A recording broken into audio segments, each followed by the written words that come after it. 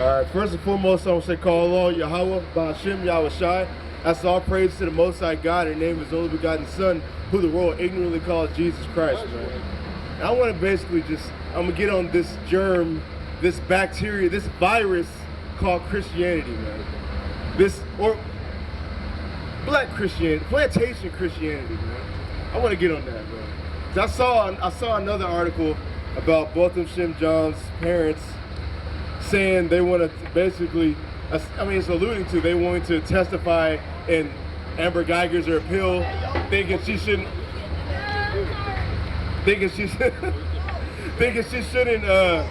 have to deal with any time accidents happen. Talking about accidents happens, but Botham Shem John. Justice the whole time before that. Exactly. And Botham Shem John would have wanted her not to have any time. It was just an accident, man. First of all, I told that to a coworker. He's like, well, what kind of God do y'all serve, man?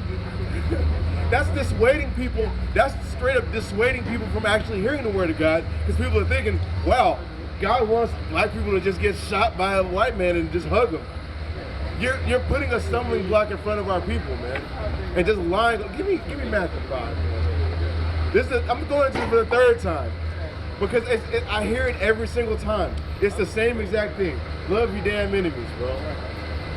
And every time I try to come up with this lesson, somehow the video gets interrupted. But the third time's the charm, goddammit. That's right. So give me that for Matthew 5 verse 43. Yeah. So Matthew 5 and verse 43. Ye have heard that it being said, thou shalt love thy neighbor and hate thine enemy. But I say unto you, love your enemies, bless them that curse you, do good to them that hate you, and pray for them that despitefully use you and persecute you.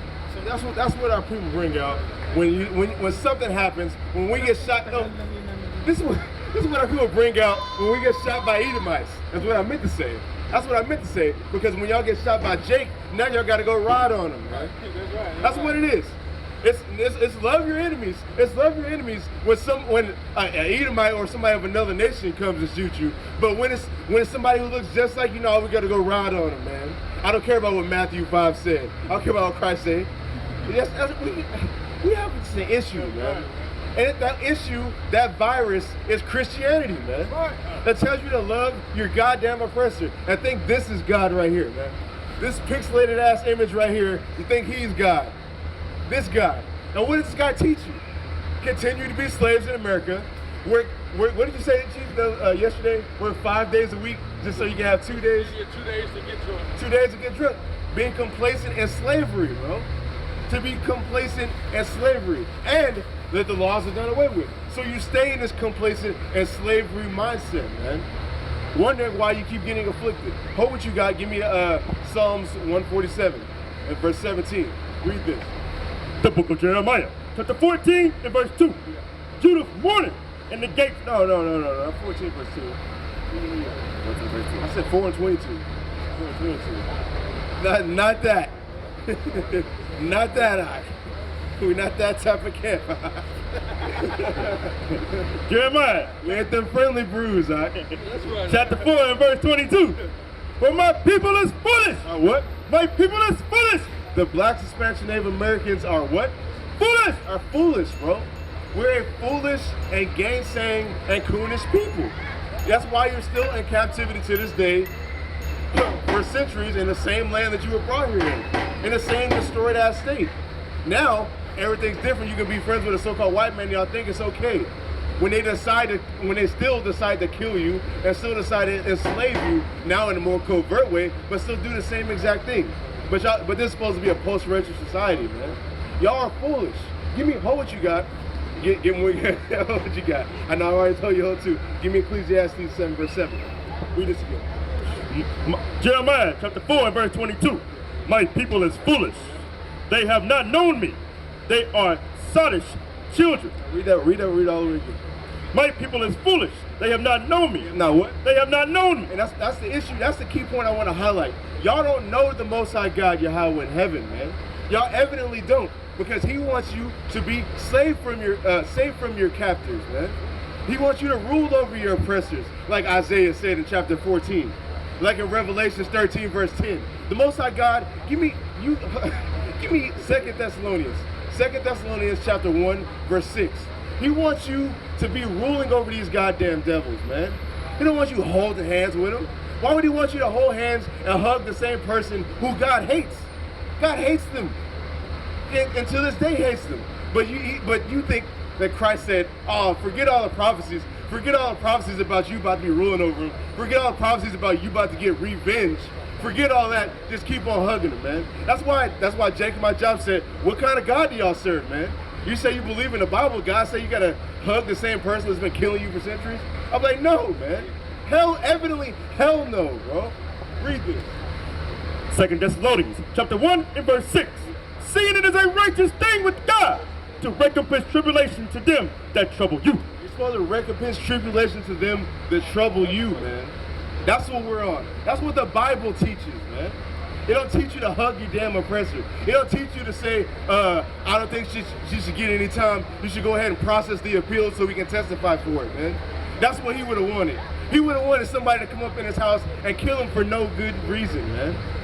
That's just foolishness, bro. I pray that we'll be able to be outside that church tomorrow, man.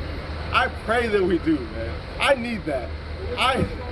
It's Dallas West Church of Christ, I believe. That's where I took a screen cap of it. I got it. Don't worry, I got it.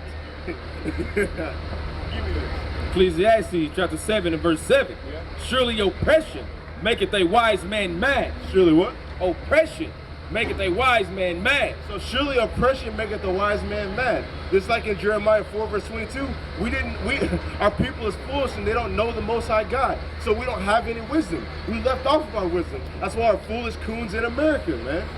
Now read this again, all the way to the top. It says, surely oppression maketh a wise man mad. So if you knew Yahweh Ba'Shem, Yahweh Shai, and actually read the scriptures and applied them, you will be mad at what's happening to your people. You will show up and hold camp in front of the same place where he got murdered at. You'll show up in front of the police station who shot our sister in her house, just minding her business, and they're trying to make her out to be a criminal, man. You will hold camp in front of them and look your oppressors in the face and tell them they're going into captivity, man. That's right. And all praises for it, man. All praises for it. That's what the Bible teaches. This is a revolutionary book, man. This ain't no complacent, love everybody book, man. Yahweh Shai, who y'all ignorantly call Jesus, was on the gospel, man. Give me Luke. Give me Luke chapter 4. Let's see what Yahweh Shai was on, man. Let's see if he wanted to just hug the Romans and just hug it out with him and just chill with them, man. Let's see what he was on.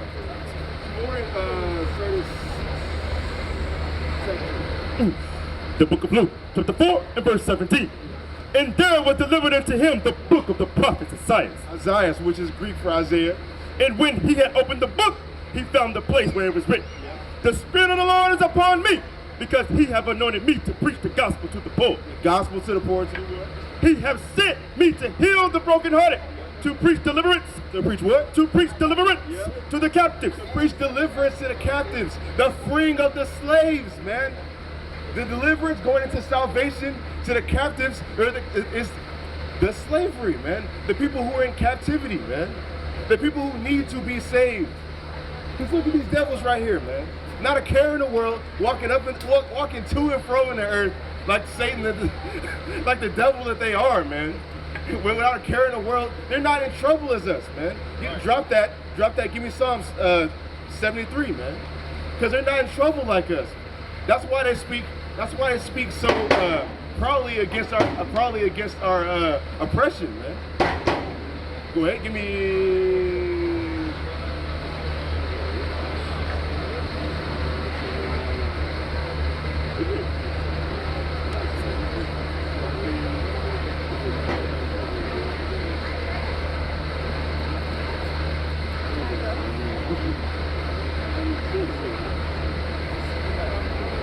Let me see your Psalm 73. No, we're not in trouble.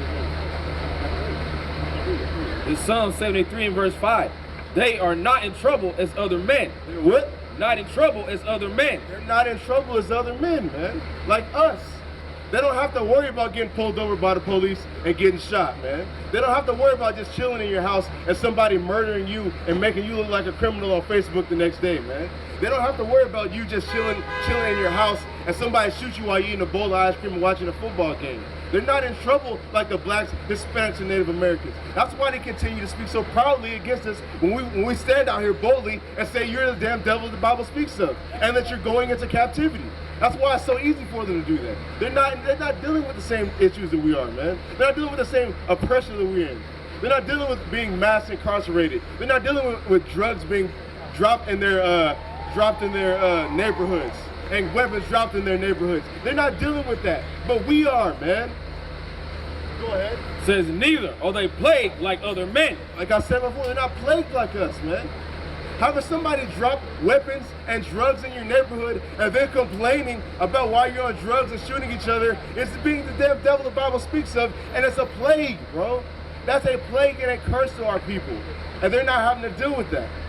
Go ahead. It says, therefore, because of that, pride compasses them and what? about as a chains.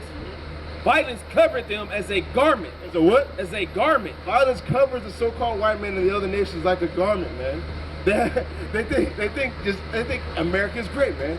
They think that we should make America great again. So that begs the question: when was America great? At what point was it great? Matter of fact, let's just break it down. Let's make it exclusive. When was America great for the so-called black and Hispanic man? You know?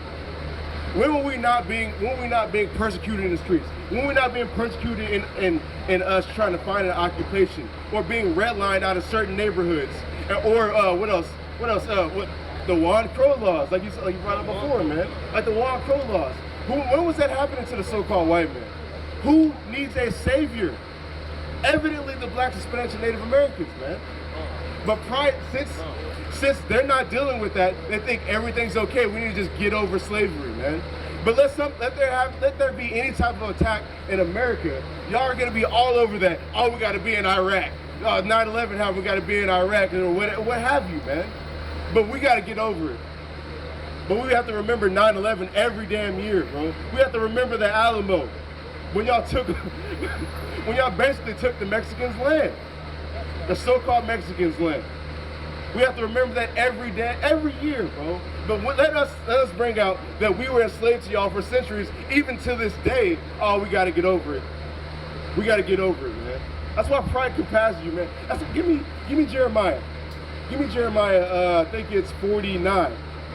The pride of deceiving you, bro. Y'all, the so-called white man's pride has really deceived them because they think they're gonna rule forever. They think nothing is ever gonna happen to them. They think that the check is never coming to them, man. They think they can keep building up this tab, shooting and killing us and enslaving us and oppressing us every single day, and they're never gonna have to pay for it, man. That's why your pride has deceived you, Esau. You found it? Go ahead. The book of Jeremiah, chapter 49 and verse 16. Thy terribleness have deceived thee in the pride of thy heart. O thou that dwellest in the cliffs of the rock. Only that dwells in the clefts of the rocks, man. Where the Edomites dwell at, in the clefts of the rocks. What do they call the so-called white people? Caucasians. What does that mean? Cave dwellers. You are the same damn people. Go ahead. That holdest the height of the hill. Yeah. Though thou shouldest make thy nest as high as the eagle. Now, who holds the height of the hill? Who holds the apex of the world? The so-called wicked. Who is the wicked? Like, you have wicked people, but you have the wicked. The wicked. Give me Malachi. Give me Malachi. You say where you. I will bring thee down from thence, saith the Lord. He's gonna do what? Bring thee down from thence. So since you got your hand on the whole world and is ruling it, you so-called white man and the other nations too. I don't want to leave them out. Y'all are gonna get brought down, man. Your pride has deceived you, so-called white man. You're not about to be ruling forever. Our time is coming quickly. That's why we need more people out here coming to camp and actually pushing this word, so the elect can be sealed, so the plagues can come down upon Babylon. And it rains down upon this place like Sodom and Gomorrah. Because that's how you really purify something. You light it with a fire and burn it. This place needs to be burned.